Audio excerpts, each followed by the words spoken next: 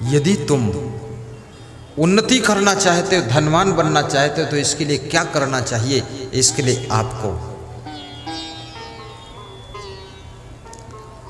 6 काम करना पड़ेगा। 6 चीजें अगर आपकी जिंदगी में आती है तो आप गरीब नहीं रह सकते। आप बोलो तो आज ही बता दूं ये 6 चीजें कौन कौन है। बताऊं? आज बता देता हूं।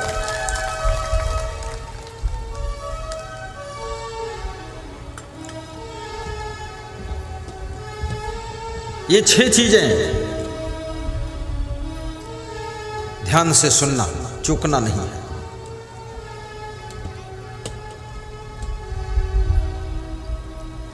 नंबर 1,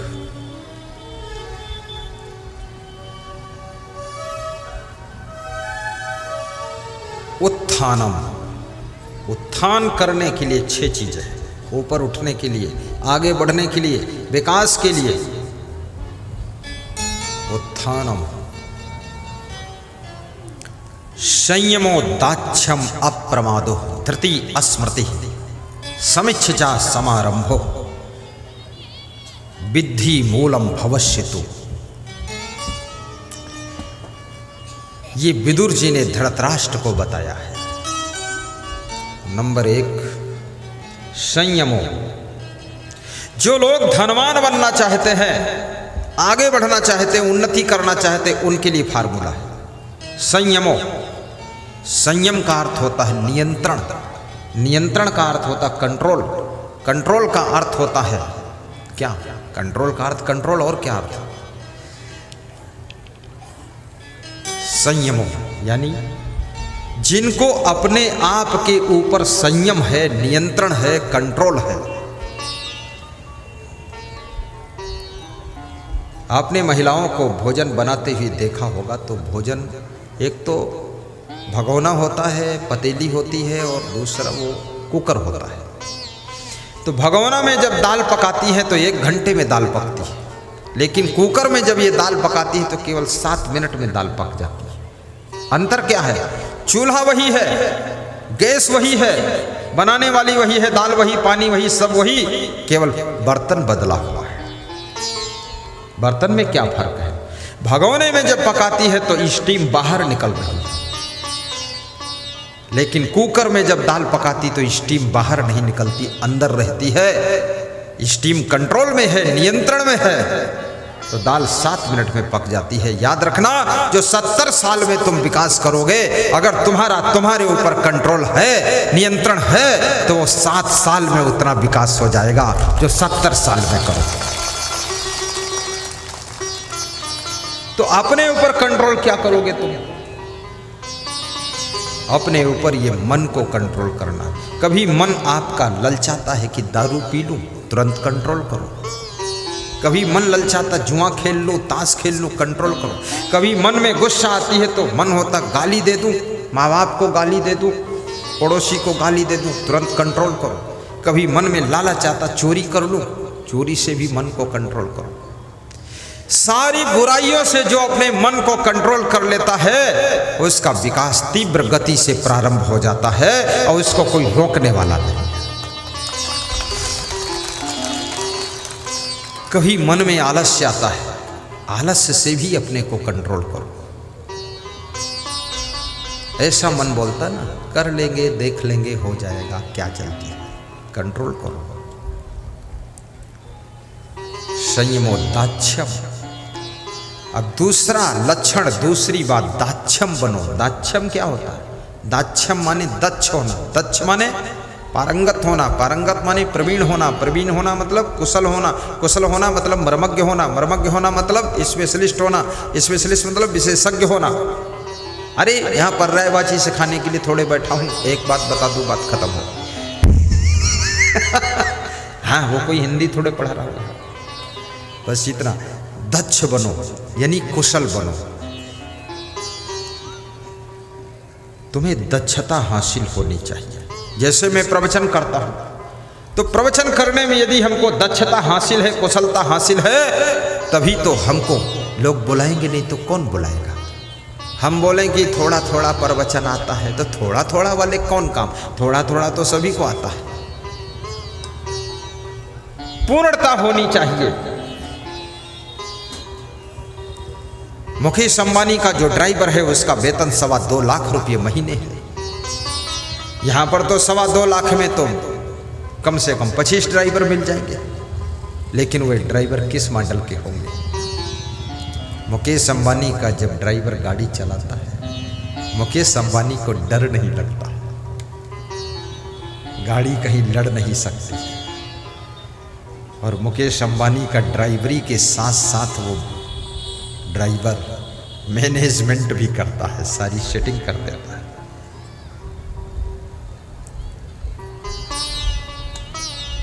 और ये ऐसे ऐसे ड्राइवर जब ब्रेक मारते हैं तो सवारी आगे गिर जाती है, और गियर बदलते हैं, स्पीड पकड़ते हैं, एक्सीलेटर दबाते हैं तो सवारियां सब पीछे लुढ़क जाती है। और ड्राइवर से कहते कैसे चला रहे हो, तो बोलता तो खुद चला लो, मैं नहीं चलाता। ड्राइवर की क्वालिटी गिर गई। और जिस व्यक्ति में क्वालिटी नहीं है उसकी दुनिया के अंदर कोई डिमांड नहीं है। जो काम तुम करते हो वही काम बहुत लोग कर रहे हैं, इसलिए अपनी क्वालिटी में निखार लाइए। अभी पटना में मेरा कार्यक्रम था, ठाकुर राम अनेक सिंह कार्यक्रम के मुख्य आयोजक थे, लल्लन कुमार पुजारी भी व्यवस्थापक थे। साईं बाबा चैरिटेबल ट्रस्ट मंदिर की ओर से कार्यक्रम था पटना में, पाटलिपुत्र में।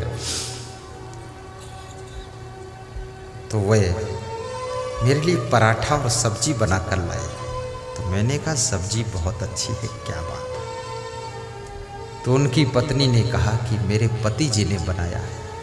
तो हमने कहा तुम? बोले मेरे से भी अच्छा ये बना लेते हैं, इसलिए महीने में 25 दिन तो यही बनाकर खिलाते हैं। और मुझको बनाना भी इन्होंने ही सिखाया है। मुझे उतना अच्छा बनाना नहीं आता था, पर इन्होंने सब सिखा दिया मुझको। क्या बात है। क्वालिटी, आपके चलने में भी क्वालिटी होनी चाहिए, बात करने में क्वालिटी होनी चाहिए, बैठने में क्वालिटी, खड़े होने में क्वालिटी, हंसने में भी क्वालिटी, मुस्कुराने में क्वालिटी, कपड़ा धोने में क्वालिटी, फैलाने में क्वालिटी, सुखाने में क्वालिटी, रखने में क्वालिटी। और जितनी ज़्यादा आपके अंदर क्वालिटी होगी, याद रखना उतनी ज़्यादा तुम्हारी कीमत बढ़ती चली जाएगी। जिसमें बहुत क्वालिटी होती है वो व्यक्ति बहुत कीमती हो जाता है।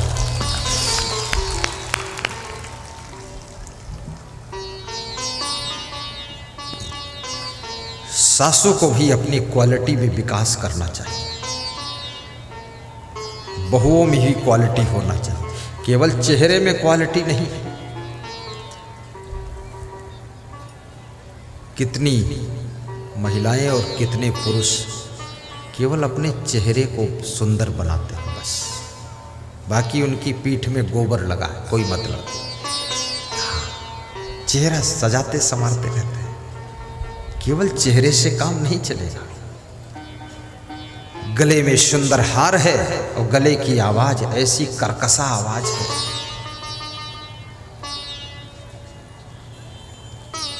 गले की शोभा केवल सोने के हार से नहीं है, गले की शोभा तुम्हारी मधुर वाणी से है। ऐसी वाणी बोलो कि आपके घर के लोगों की थकान मिट जाए और उनके सूखे हुए चेहरे पर मुस्कान आ जाए।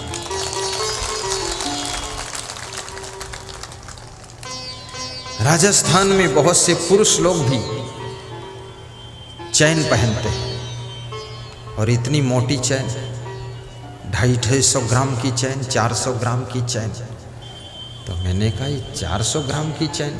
अरे बोले मेरी वाइफ 100 ग्राम की पहने थी। मैंने कहा अरे तू क्या पहनेगी, मैं ऐसी चैन पहनूंगा तेरे पीछे छोड़ दूंगा। 400 ग्राम की चैन। सोने चांदी की चैन पहनना बुरा नहीं है, पहन सकते हो, लेकिन याद रखना ये सोने चांदी की चैन तुम्हारी जिंदगी में चैन नहीं ला सकती है। जब आपकी वाणी सुधर जाएगी, स्वभाव सुधर जाएगा और मधुरता आ जाएगी, तो आपकी जिंदगी में चैन आ जाएगी। जो कि सोने की चैन से भी चैन नहीं मिलती है, वो आपके सुधार से चैन आएगी। इसलिए अपने घरों में सोने चांदी के जेवरों के लिए विवाद मत करो। सोने के गहनों को बेच करके लोहे की कार ले आइए और उसमें बैठ कर चलिए। सोने चांदी को तुम लाद कर चलोगी और लोहे की कार तुमको लाद कर चलेगी, फायदा है।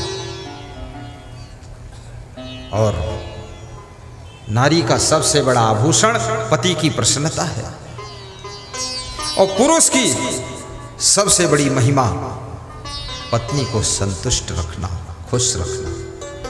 याद रखना, जितने लोग तुम्हारे आश्रय में रहते हैं उनकी व्यवस्था बिगड़ने न पाए। दाक्षम, कुशल बनो, मर्मज्ञ बनो। अप्रमादो, तीसरा लक्षण अप्रमादो। अप्रमादो, धृति अस्मृति। और कहते हैं जिनके पास में धैर्य, बहुत धैर्य है, कभी हिम्मत नहीं टूटती है, साहस कम नहीं होता है, सब कुछ खोने के बाद जिनका धैर्य हमेशा वैसा का वैसा रहता है।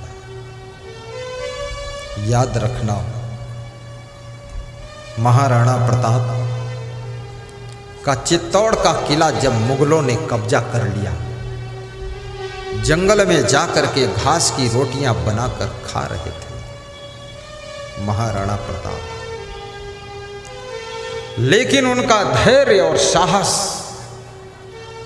किला तो छीन लिया पर धैर्य और साहस कोई छीन नहीं पाया।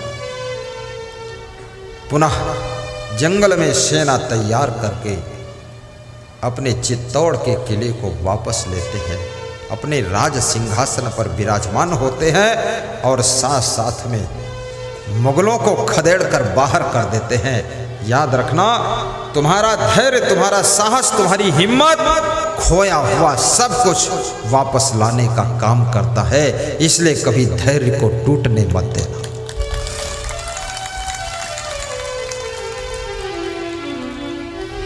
और धैर्य की परीक्षा कब होती है? जब तुम विपत्ति में होते हो। सामान्य परिस्थिति में तो सभी धैर्यवान दिख रहे हैं, सभी वीर हैं, सभी साहसी हैं। लेकिन आपत्ति काल में जब तुम्हारा धैर्य टूटने न पाए, तब समझ लो तुम्हारे पास धीरज है। धीरज धर्म मित्र अरु नारी, आपत्ति काल परखिए चारी। धीरज धर्म मित्र अरु नारी, आपत्ति काल परखिए चारी। धीरज धर्म मित्र अरु नारी,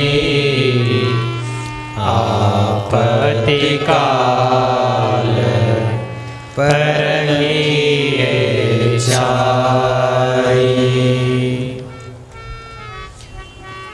इन चार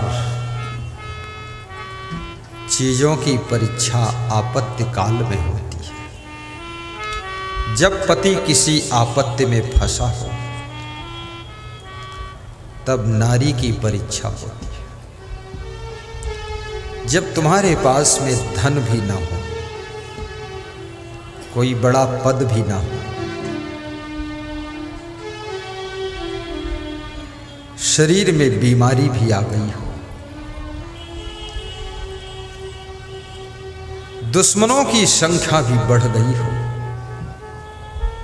परिवार के लोग भी साथ छोड़ चुके हो, रिश्तेदारों ने भी मुंह मोड़ लिया हो, ऐसी परिस्थिति में तुम्हारी पत्नी की परीक्षा होती है।